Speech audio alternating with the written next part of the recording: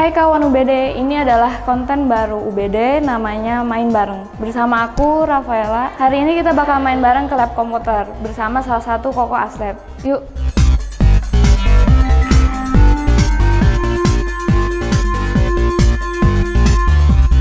Halo Ko, apa kabar? Halo juga semua.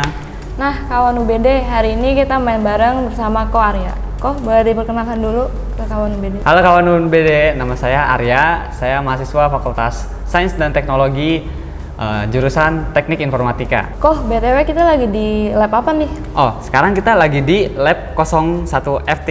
Oh, ini tempatnya di gedung D, lantai 2 ya? Iya, betul. Selain di gedung D, di mana aja sih lab komputer? Nah, di gedung D ini sendiri bukan cuma satu nih. Di gedung D itu ada 5 lab. Nah, yang pertama ada di lantai 1. Lantai 1 itu ada di bawah, yaitu namanya Lab 03 FT. Nah, di lantai 2 itu ada tiga lab. Salah satunya yang kita sekarang lagi kunjungin nih, Lab 01 FT. Nah, di sebelahnya itu ada Lab 01 FEB, atau biasa disebut lab bahasa. Nah, di seberangnya lagi ada satu lagi Lab 01 FSH. Nah, ini kan lantai 2. Lantai 4 ada lagi satu lab, namanya Lab 02 FT. Jadi di gedung D ini ada 5 ya? Iya. Kalau di gedung lain ada lagi nggak, Pak? Nah, selain di gedung D, ada lagi nih di gedung A, gedung B, sama samping lapangan futsal. Nah, di gedung A itu ada satu lab, namanya Lab 02 FEB. Nah, di samping lapangan futsal itu ada satu lab lagi, namanya Lab 03 FEB. Nah, di gedung B itu ada 3 lab. Nah, yang satu itu Lab 02 FSH. Nah, yang sampingnya itu ada Lab 02 MIPA, dan yang sampingnya lagi, yang ketiga itu ada Lab 04 FTIK. Nah, itu. Oh, lumayan banyak juga ya kok lab komputer di UBD ini. Iya, ada 10 totalnya. Oh iya kok, kalau boleh tahu di lab komputer sendiri ada peraturan yang kayak di perpustakaan gitu nggak sih? Nah, tentunya lab komputer juga punya peraturan. Salah satunya nggak boleh bawa makanan atau makan di dalam lab. Terus nggak boleh buka konten-konten yang dilarang, terus nggak boleh main game dan install aplikasi yang sembarangan gitu. Itu peraturannya berlaku untuk semua dosen dan mahasiswa yang menggunakannya ya Kok? Ya, tentunya semua peraturannya itu berlaku buat semua yang pakai labnya, dan peraturannya juga udah ditempel di setiap labnya kok. Ngomong-ngomong mahasiswa nih Kok, siapa aja sih yang bisa menggunakan lab komputer ini? Nah, yang bisa pakai lab komputer ini biasanya untuk dipakai perkuliahan yang berhubungan dengan komputer, kayak misalkan praktikum, kayak ngoding, atau kayak misalkan bikin jaringan. Nah, itu pakai lab, biasanya di Fakultas Sains dan Teknologi.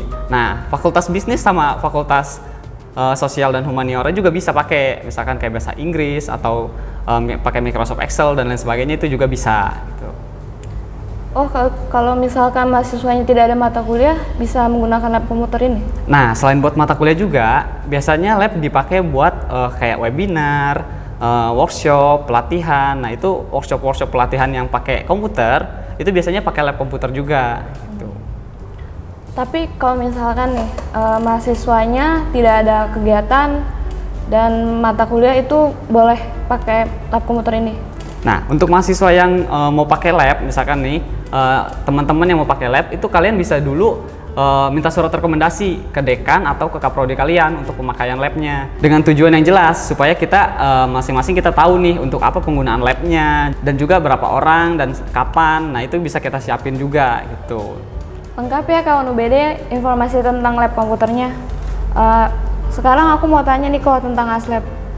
Kok udah berapa lama ya jadi Aslab? Nah, kalau saya jadi Aslab tuh sejak awal tahun 2022 ini, kurang lebih sekitar 6 bulanan sih, masih baru.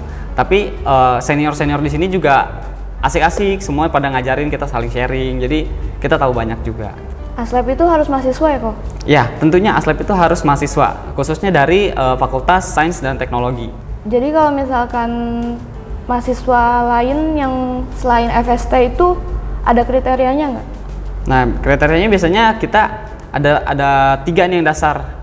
Yang satu tentunya pengetahuan ya, kita sebagai Aslab yang ngurus komputer, kita harus tahu pengetahuannya nih, komputer tuh kayak gimana. Terus kita harus bisa programming juga, kita harus bisa bahasa C++, Java, kita harus bisa ngoding gitu.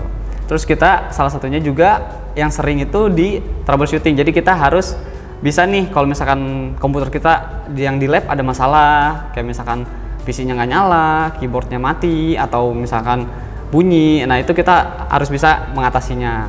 Itu troubleshooting itu.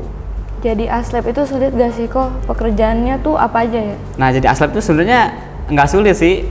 Kalau pekerjaan utamanya kita tentunya untuk menjaga, merawat, dan memastikan lab ini bisa terpakai dengan baik gitu. Terus pekerjaannya juga gampang, kita kayak ngerawat, kayak checking. Terus di luar itu juga kita biasanya suka disuruh bantuin dosen saat ngajar gitu.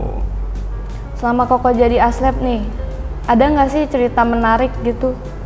Nah, cerita menariknya paling kita suka bikin program-program nih. Kayak misalkan lagi waktu senggang, pekerjaan udah selesaikan semua, kita bikin program yang bisa buat ngembangin si labnya ini. Kayak bikin program-program kecil lah. Dan juga kita biasanya suka ketemu-ketemu dosen nih. Seru, kita kadang bertegur sapa sama dosen, kita kadang ngobrol-ngobrol sama dosen, bikin relasi juga gitu. Kalau Koko sendiri gimana bisa tertarik jadi aslep? Dulu temen ngabarin, jadi ada aslep nih di Universitas Budi Dharma. Nah, saya cari tahu kan aslep itu apa. Oh, ternyata aslep ini yang ngerawat komputer dan lain sebagainya. Menarik juga nih, ikutlah daftar, tes, dan akhirnya kepilih. Dan ternyata emang seru juga dan benefitnya juga banyak kok. Gitu kok. Kalau misalkan jadi aslep itu apa aja sih suka dan dukanya? Kalau dukanya apa ya? Bingung juga sih. Hampir nggak ada sih kayaknya. Dan kalau sukanya tuh justru banyak banget, kayak misalkan kita bisa belajar sambil kerja. Apalagi kita kan kuliah nih mahasiswa yang masih butuh banyak banget nih ilmu-ilmu. Jadi senior juga kadang sharing yang nggak ada di mata kuliah gitu. Jadi kita bisa dapat banyak ilmu dari senior. Kadang dosen juga yang misalkan kita nggak tahu nih, dosen kadang kasih tahu, ini ada ilmu ini loh, ada pelajaran kayak gini-gini. Terus kita bisa bikin relasi sama dosen, ngobrol-ngobrol. Jadi sebenarnya jadi aslep tuh benefitnya banyak banget. Gitu ya kok. Iya. Last nih kok, kalau misalkan mahasiswa lain yang mau join jadi aslep tuh gimana ya? Oh iya, untuk mahasiswa khususnya Fakultas Sains dan Teknologi yang tertarik untuk jadi aslep, nah kalian bisa belajar dulu nih untuk nanti ketika ada open recruitment jadi aslep lagi, kalian bisa langsung daftar. Tentunya nanti bakalan di-share di semua media sosial gitu. Jadi nantiin aja, dan aslep itu pasti banyak banget benefitnya. Oke, thank you banget kok udah Ya, sama-sama. nyediain waktunya di sela jam kerjanya. Terima kasih juga informasinya tentang lab komputer dan aslep. Ya, sama-sama. Nah, episode selanjutnya enaknya kita main kemana dan bareng siapa ya? Tulis di komentar ya. Dadah. Bye.